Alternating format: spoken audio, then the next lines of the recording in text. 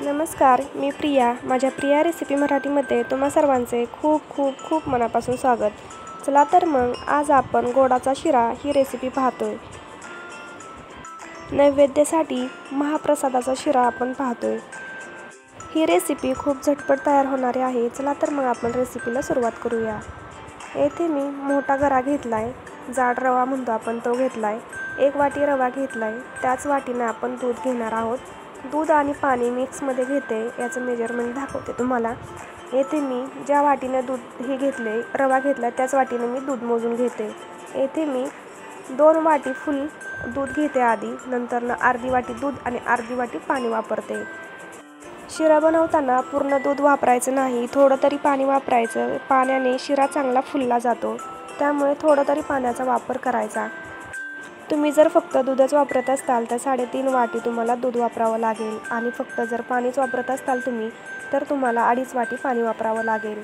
येथे मी मिक्समध्ये घेतले 2.5 वाटी दूध आणि अर्धी वाटी पाणी. यामध्ये थोडंसं चिमूटभर केशर घालून घ्यायचं आणि हे आपल्याला उकळून घ्यायचं आहे. आता आपण रवा भाजून घेतोय. रवा भाजण्यासाठी 1 वाटी रव्यासाठी मी येथे अर्धी वाटी तूप वापरलं आहे. कढई गरम केली, यामध्ये आपण तूप घालून घेतोय. थोडंसं तूप मी साईडला ठेवलंय, 2-3 चमचे. हे नंतर मी वापरणार आहे. हलकंसं तूप गरम झालं की यामध्ये मी काजू बदाम घालते. काजू बदाम थोडेसे फ्राय होऊन द्यायचे. नंतर आता यामध्ये आपण थोडेसे मनुके बेदाणे घालते. बेदाण्याला थोडासा कलर चेंज झाला, थोडेसे फुलले की मी हे सर्व काढून घेते. जास्त आपल्याला हे भाजायचं नाही, तर हे लवकर करपले जातात. आता मी हे सर्व चांगलं भाजून झाले, मी काढून घेते एका डिशमध्ये. याच तुपामध्ये आपण रवा भाजून घेतोय. रवा टाकला की हे असा फुलला जातो. असंच उकळत्या तुपामध्ये आपण रवा भाजून घेतोय. जर थंड तूप असेल तर रवा चांगला फुलत नाही. उकळत्या तुपामध्ये जर आपण रवा भाजून घेतला तर तो चांगला फुलला जातो. मी तूप उकळून घेऊन गॅस मध्यम आचेवर केलाय. मध्यम आचेवरती आपल्याला हा रवा चांगला गुलाबी रंग येईपर्यंत आपण चांगला हा भाजून घेणार आहोत. रवा भाजून घेतोय. रवा भाजतोय तोपर्यंत दुधाला चांगली उकळी देखील आलेली आहे. आता आपण उकळलेलं दूध भाजलेल्या रव्यामध्ये मिक्स करणार आहोत. रवा चांगला भाजून झालेला आहे. तुम्ही पाहू शकता याला चांगलं तूप देखील सुटलं आहे. बदामी रंगावरती आपण हा रवा चांगला भाजून घेतला आहे. आता आपण यामध्ये उकळलेलं दूध घालून घेतोय. सुरुवातीला आपण तुपाचं प्रमाण कमीच वापरलं आहे. अर्धीच वाटी तूप घेतलंय, परंतु तूप आपण चांगलं गरम करून उकळून घेतलं होतं, त्यामध्ये रवा घातला होता. त्याच्यामुळे रव्याला किती छान तूप सुटलं आहे, तुम्ही पाहू शकता. रवा आपला चांगला भाजून झाला आहे, याला चांगलं तूप देखील सुटलेलं आहे. आता आपण येथे दूध आणि पाणी थोडंसं जे उकळून घेतलं होतं ते घालून घेतोय. थोडं थोडं करून घालून घ्यायचं सुरुवातीला. तुम्ही पाहू शकता रवा किती छान फुलून वरती येतोय. सगळं आपण याच्यात हे दूध आणि पाण्याचं मिश्रण मिक्स करणार आहोत. खालून सगळं तळापासून एकदा हलवून घ्यायचं, म्हणजे खाली याच्या गाठी होणार नाही, याची काळजी घ्यायची. चांगलं मिक्स करून घ्यायचं.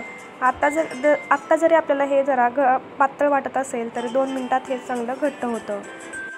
गॅस मी मध्यम आचेवरती केला आहे. आता यावरती झाकण ठेवून आपण 2 ते 3 मिनिट हे चांगलं याला वाफ देऊन घेतोय.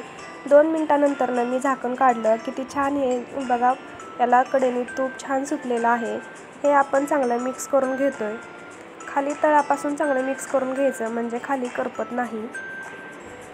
रवा आपण चांगला तुपामध्ये भाजला ना, नंतर त्याच्यामध्ये वरनं तूप घालण्याची अजिबात गरज पडत नाही.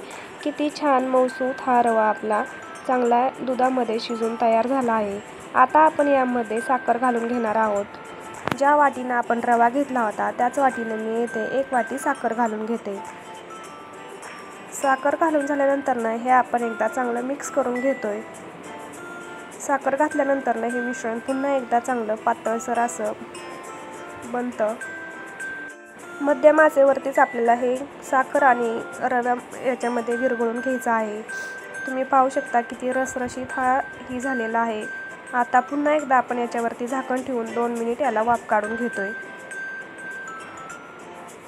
2 मिनिटानंतर झाकण काढल्यानंतर तुम्ही पाहू शकता याला किती छान असं तूप सुटलेलं आहे.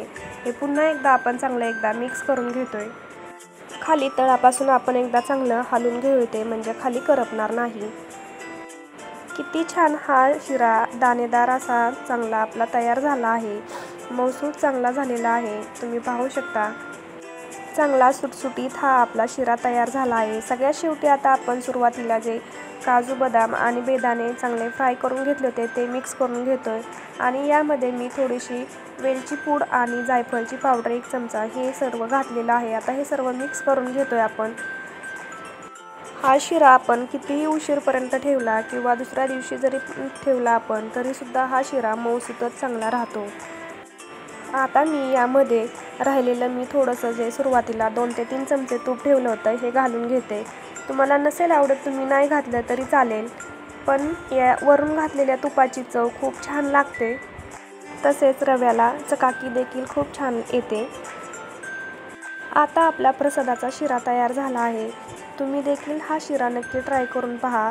कोणत्याही देवासाठी नैवेद्य म्हणा किंवा आता गणपती चालू आहे त्याच्यासाठी महाप्रसादासाठी हा शिरा खूप छान ही रेसिपी आहे. ही रेसिपी तुम्हाला कशी वाटली ही मला कमेंट करून नक्की सांगा. तुम्ही ही रेसिपी नक्की ट्राय करून पहा आणि तुमचा अनुभव माझ्यासोबत नक्की शेअर करा. माझी आजची रेसिपी तुम्हाला आवडली असल्यास लाईक करा, कमेंट करा आणि सगळ्यात महत्त्वाचं सबस्क्राईब करायला विसरू नका. धन्यवाद. पुन्हा भेटूया नवीन रेसिपीसोबत.